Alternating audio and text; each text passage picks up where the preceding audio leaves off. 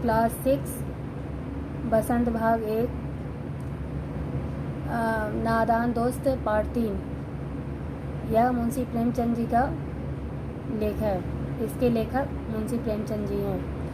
इसमें नादान दोस्तों के बारे में बताया गया है, जो चिड़िया के अंडे को सेने के लिए या उसको जानने की उत्सुकता से बच्चे उस अंडे को छोड़ देते हैं और वह चिड़िया उस अंडे को फिर नहीं सेना चाहती है। इसी के बारे में वह उनका वर्णन उन बच्चों के माध्यम से किया गया है। केशव के घर पर कार्निस के ऊपर एक चिड़िया ने अंडे दिए। कार्निस मतलब ऊपर का भाग, जहाँ पे चिड़िया ने अंडे दिए थे। केशव और उसकी बहन श्यामा दोनों बड़े ध्यान से चिड़िया को वहाँ आते जाते देखा करते थे।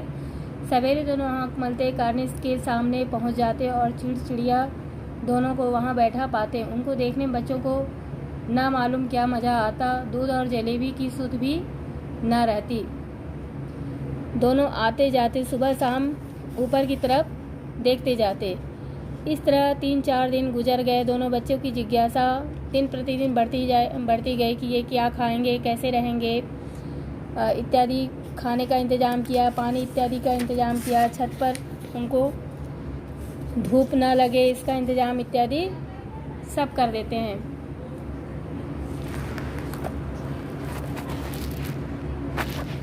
दोनों मुसीबत का अंदाज़ा करके दोनों घबरा जाते हैं और दोनों ने फैसला किया कार्निस पर थोड़ा सा दाना पानी इत्यादि रख देंगे। आखिर यही फैसला हुआ कि घोंसले के ऊपर कपड़े की छत बना लेनी चाहिए, पानी की प्याली और थोड़े से चावल रख देनी चाहिए। इस तरह से श्यामा ने मटके से चावल ले आए और केशव ने पत्थर की प्याली में चुपके से पानी ले आकर रख दिया। अब चांदनी के लिए कपड़ा कहाँ से आए, उसने उसके ऊपर बगैर छड़ियों के कपड़ा ठहरेगा कैसे और छड़ियाँ खड़ी होंगी कैसे। केशव बड़ी देर तक उसी उधेड़-बुन में रहा। आखिरकार उसने मुसीबत का हल ढूंढ ही लिया। उसने बोला, कूड़ा फेंकने वाली टोकरी को ले आओ, जिससे हम लोग इंतज़ाम करके छत का इंतज़ाम कर दें ताकि उसे धूप इत्यादि से बचाया जा सके। श्यामा दौड़कर टोकरी लाई और केशव ने उसके सुराख में थोड़ा सा कागज़ इत्यादि ठूस दिया और टोकरी को एक टहनी से टिकाकर बोला, ऐसे ही घोंसले पर उसकी आड़ कर दूंगा, तब कैसे धूप लगेगी। गर्मी के दिन थे, पिताजी दफ्तर गए थे। माँ ने दोनों बच्चों को सुलाकर खुद सो गई और बच्चों ने भी जानबूझकर सोने का नाटक करके सो गए ताकि वह मौके का इंतज़ार कर रहे थे कि उनकी अम्मा सो जाएं और दोनों बाहर निकलकर अंडे को देखने के लिए चले जाते हैं।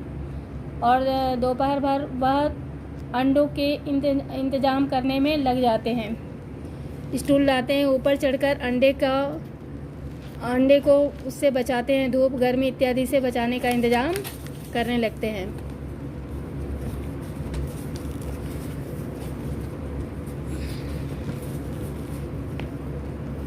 वरना केशव ने ज्यों ही कर्निस पर हाथ रखा, दोनों चिड़ियाँ उड़ गई। केशव ने देखा कर्निस पर थोड़े तिनके बिछे हुए हैं और उन पर 3 अंडे पड़े हैं, जैसे तीनों अंडे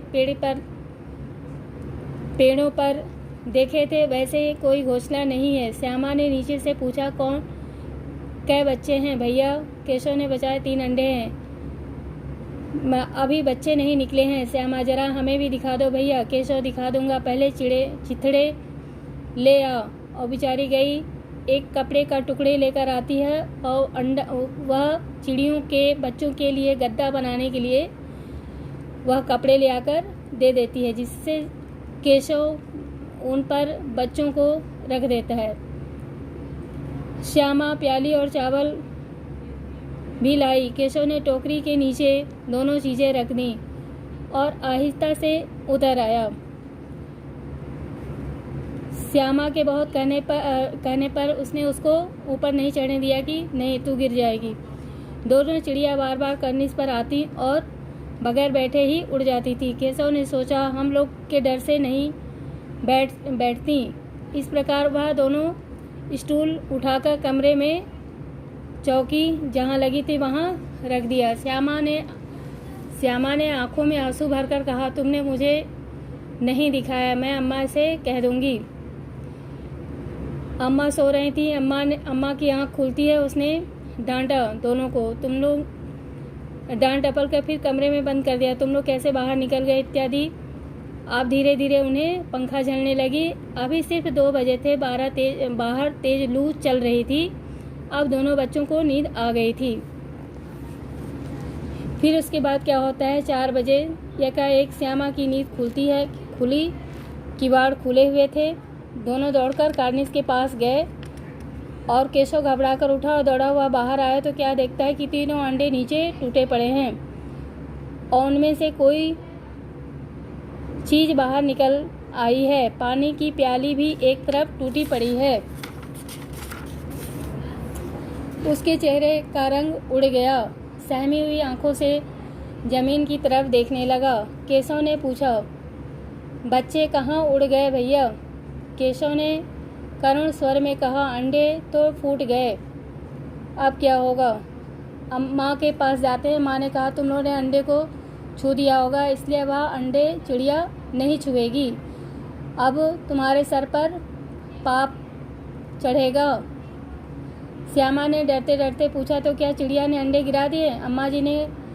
माँ और क्या करती? केशव के सिर इसका पाप पड़ेगा। हाँ है, 3 जाने ले ली दुष्टा ने। केशव रोनी सूरज बनाकर बोला, मैं तो सिर्फ अंडों को गद्दी पर रख दिया था अम्मा जी। माँ को हंसी आ गई, मगर केशव को कई दिनों तक अपनी गलती पर अफसोस होता रहा। अंडों की हिफाजत करने के जोग में उसने उनका सत्यानाश कर डाला। इसे याद कर वह कभी कभी रो पड़ता था। दोनों चिड़िया वहाँ फिर न दिखाई दी।